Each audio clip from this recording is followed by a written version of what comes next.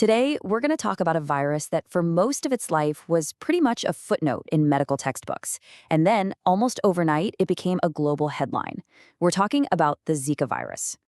For decades, this virus was just out there, but nobody was really talking about it. It was not on the public health radar.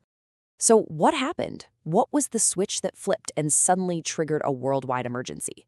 That's the big question we're going to dig into. And what's so wild is that Zika isn't new at all. I mean, it was first discovered way back in 1947, first in monkeys in Uganda, and then in humans not long after.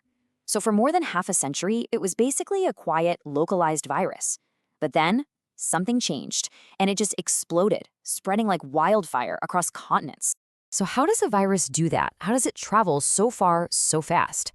Well, the answer comes down to a tiny and very common little pest. The virus gets around primarily through the bite of one very specific kind of mosquito. Meet the Aedes aegypti. This is it. This is the main getaway driver for the virus, the tiny culprit behind a massive global health crisis. And believe me, this mosquito is a problem for more reasons than just Zika. See, the Aedes aegypti is a bit of an overachiever when it comes to spreading disease. This is the exact same mosquito that gives people other nasty illnesses like dengue, chikungunya, and yellow fever.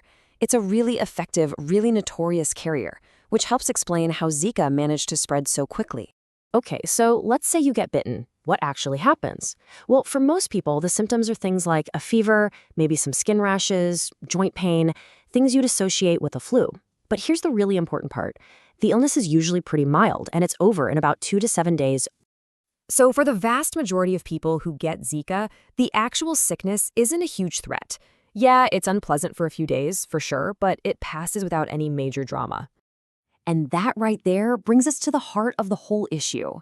If the disease itself is usually mild, why did it become a global health emergency? What's the catch? Where's the real danger in the story? Well, the danger isn't about the person who gets sick. It's about the next generation. The virus can cause an absolutely devastating condition called microcephaly. This is a birth defect where a baby is born with a much, much smaller head than expected, which is a sign that the brain hasn't developed properly. And the consequences of microcephaly are they're severe, and they are lifelong. We're talking about a whole host of issues: seizures, developmental delays in speech and movement, even dwarfism. The impact is absolutely profound. And this is the direct connection that caused all the alarm. If a pregnant woman gets infected with the Zika virus, she can pass it right on to her unborn child. And that baby is then at a very high risk of being born with microcephaly. This discovery is what turned a mild tropical illness into a terrifying global threat. We've all heard that old saying, prevention is better than cure.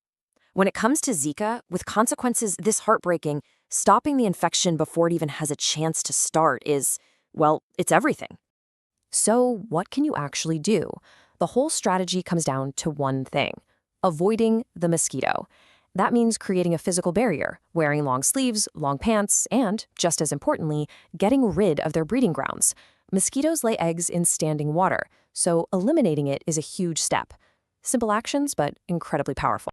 Now, here's the fact that really underscores why all that prevention is so important. As of right now, the number of approved vaccines to protect us against the Zika virus is a big, round 0. That means those simple steps, covering up, getting rid of standing water, they aren't just good ideas. They are literally the only line of defense that we have. But the story doesn't end there. There is hope. This isn't some forgotten problem. All around the world, scientists are racing to develop a vaccine. It's a tough challenge, for sure, but the work to find a permanent solution is absolutely happening. And all of this leaves us with one final, much bigger question to think about. Zika was a virus that was hiding in plain sight for over 60 years before it just exploded onto the world stage. It really makes you wonder, with our changing climate and how much we travel, what other forgotten viruses are out there just waiting? And what can Zika teach us so that we're ready for the next one?